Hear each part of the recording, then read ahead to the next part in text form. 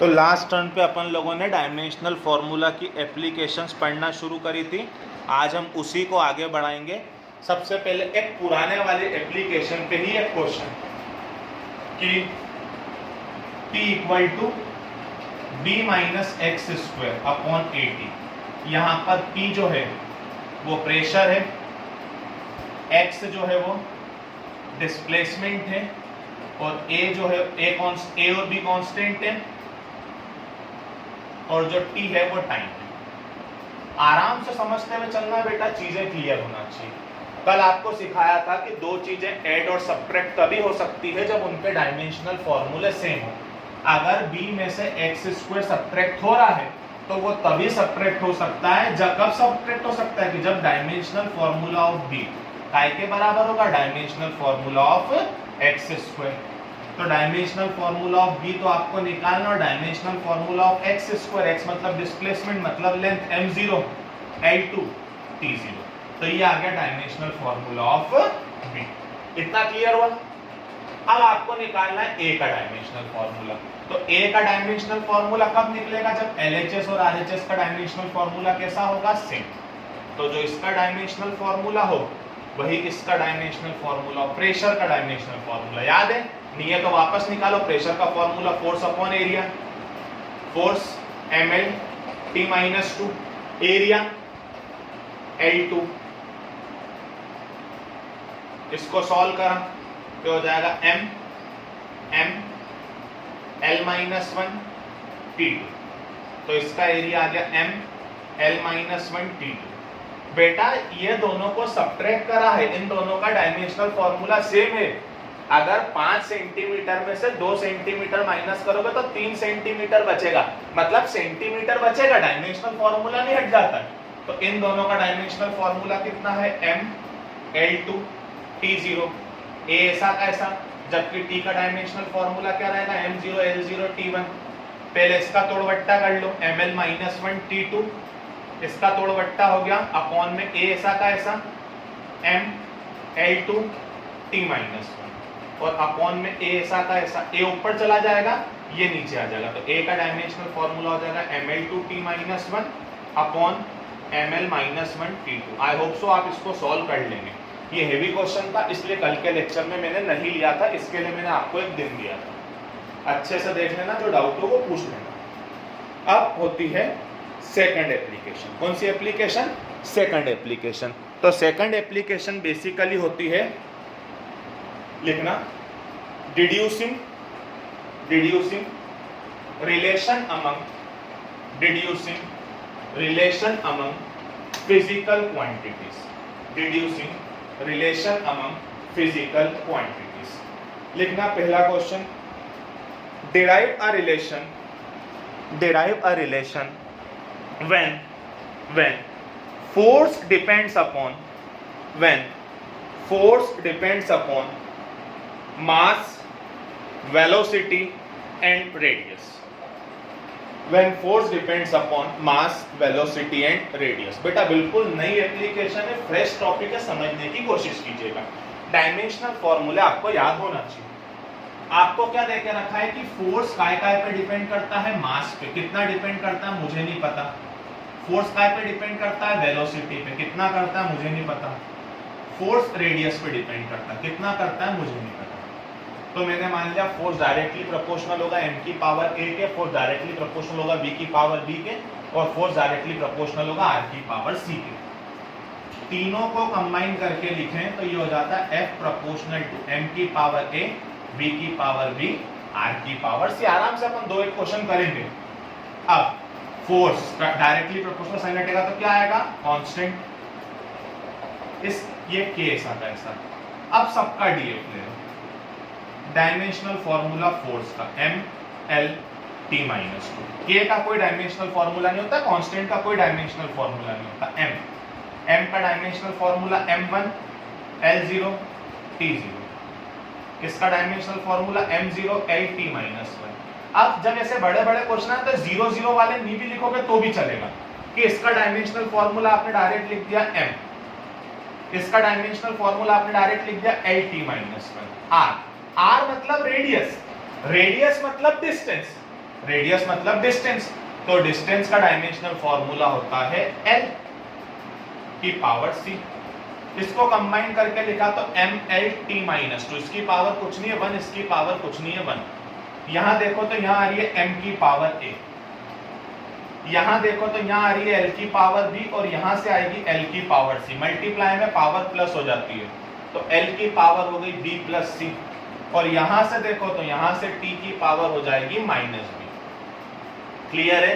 तीनों मल्टीप्लाई में power add होती है, ऐसा लिखा मतलब इसकी पावर भी B है, इसकी पावर भी B है, तो यहाँ से आ जाएगी L की पावर B और यहाँ से आ जाएगी T की पावर माइनस B, तो L की पावर B इंटू L की पावर C मिलके बन जाएगा L की पावर B प्लस C। अब अपन ने इसको सॉल्व करा, कुछ नहीं करना है, कंपेयर करो। इधर M की पावर 1, इधर M की पावर A, मतलब A की वैल्यू 1 आ गई। इधर L की पावर 1, इधर L की पावर B प्लस C, मतलब B प्लस C की वैल्यू 1 आ गई। इधर T की पावर -2, इधर T की पावर -B, तो माइनस से माइनस B की पावर 2 आ गई। जैसे ही B की पावर 2 आ जाए इसके पास चले जाओ, B plus C equal to 1, तो C की वैल्यू आ गई 1 -2 मतलब -1।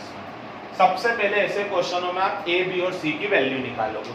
जैसे ही A, B और C की वैल्यू आ जाती है उसके बाद आप लोग जाएंगे बाय इक्वेशन 1। F का इक्वल था K, M की पावर है, B की पावर B, R की पावर C, तो F equal to K M की पावर A कितना 1, B की पावर B कितना 2, R की पावर C मतलब कितना -1, तो ये पावर नेगेटिव है, नीचे जाके पॉजिटिव हो जाएगी, तो K MB² बाय R। ये कांस्टेंट हम नहीं निकाल सकते, ये हमारा तरीका होता है क्या करने का, फिजिकल क्वांटिटीज के बीच में फॉर्मूला डिराइव करने का। मुझे पता है थोड़ा सा कठिन है, थोड़ी सी प्रैक्टिस करने से ही होगा। क्लियर है ये? क्लियर है ये? नेक्स्ट क्वेश्चन लिखना। Potential energy depends upon mass m, acceleration due to gravity g, and height h. Deduce the relation। तो अपने को देख के रखा है कि पोटेंशियल एनर्जी काय पे डिपेंड करती है, मास पे। तो पोटेंशियल एनर्जी का पहली बात तो सिंबल U होता है, आज से ध्यान रखना। एक तो डिपेंड करती है मास पे, एक डिपेंड करती है एक्सीलरेशन ड्यू टू ग्रेविटी पे, और एक डिपेंड करती है हाइट पे। तो अपने को डेरिवेशन रिड्यूस करना है, तो U प्रोपोर्शनल टू M की पावर है, G की पावर B, H की पावर C, तो U equal to K M की पावर है, G की पावर B, H की पावर C। U का डायमेंशनल फॉर्मूला आपको याद होना चाहिए, एनर्जी का डायमेंशनल फॉर्मूला। बेटा डायमेंशनल फॉर्मूला जब तक याद नहीं करोगे ना तब तक आप लोगों का काम नहीं चलेगा। तो इसका डायमेंशनल फॉर्मूला होता है ML2 T-2। M का डायमेंशनल फॉर्मूला खाली M। G मतलब एक्सीलरेशन का डायमेंशनल फॉर्मूला LT-2। हाइट मतलब length distance, dimensional formula L की पावर C। कंबाइन करके लिखा तो इसका तो कोई डायमेंशनल फॉर्मूला होगा नहीं। ML2 T-2, M की पावर A, L की पावर B प्लस C। अब ये कैसे लिख रहा हूं समझ में आ रहा है, और T की पावर -2B। बस कंपेयर कर दो, A1 आ गया, B प्लस C 2 आ गया, और -2B इक्वल टू -2, तो माइनस से minus cancel, 2B equal to 2, तो B1 आ गया। B की वैल्यू यहाँ पर 1 पुट करी तो C की वैल्यू 1 आ गई।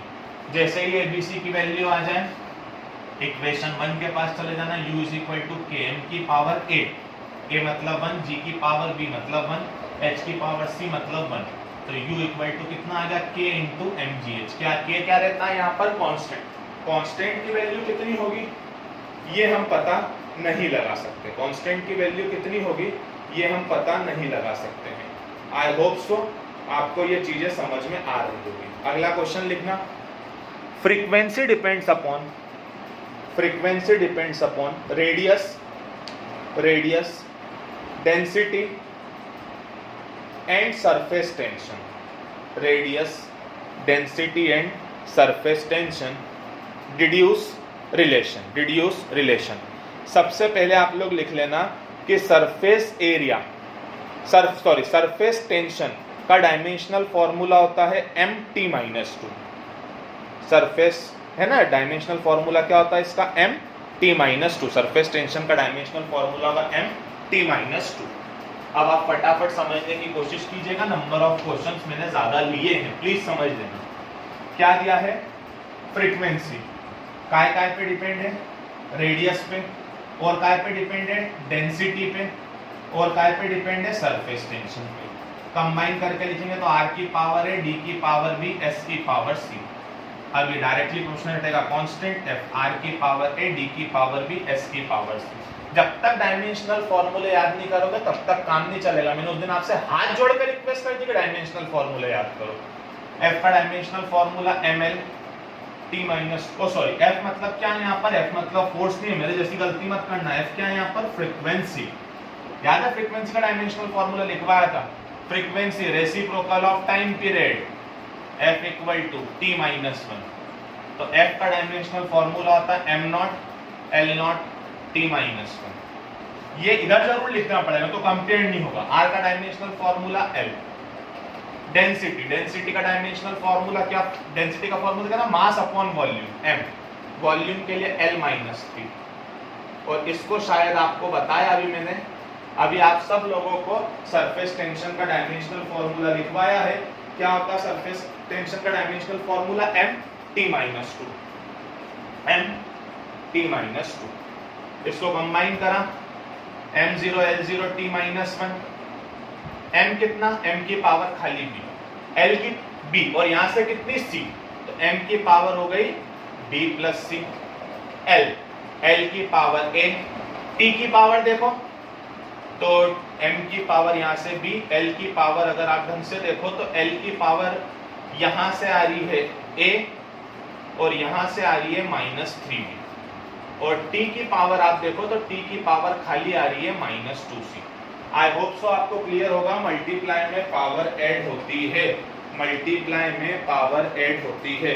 तो m की पावर कितनी हो गई, b प्लस c, l की पावर a -3b और t की पावर -2c। अब हम लोग क्या करते हैं, अब हम लोग करते हैं कंपेयरिंग। क्या करते हैं, comparing. On comparing, b plus c काय के बराबर 0, a -3b काय के बराबर 0 और -1 काय के बराबर -2c। जो निकल रहा है उसको निकालते जाओ। सबसे पहले c आ गया 1/2, जैसे ही c आ गया इसके पास चले जाओ, b प्लस 1/2 इक्वल टू 0, तो b आ गया -1/2। जैसे ही b आ गया इसके पास चले जाओ, a -3 into -1/2 equal to 0, a plus 3/2 equal to 0, a equal to -3/2। I hope so आपको ये चीज क्लियर होगी। जैसे ही abc की वैल्यू आए, इक्वेशन 1 के पास चले जाना, f equal to K r की पावर -3/2, d की पावर -1/2 और s की पावर c। दोनों नेगेटिव है, दोनों नीचे जाएंगे तो कैसे हो जाएंगे, पॉजिटिव। तो इस तरीके से हम लोग किसी भी चीज के बीच में क्या डिड्यूस कर सकते हैं, रिलेशन। टॉपिक थोड़े से कठिन है बेटा, आप लोगों को डायमेंशनल फॉर्मूले याद होना जरूरी है। क्लियर है इतना? Thank you.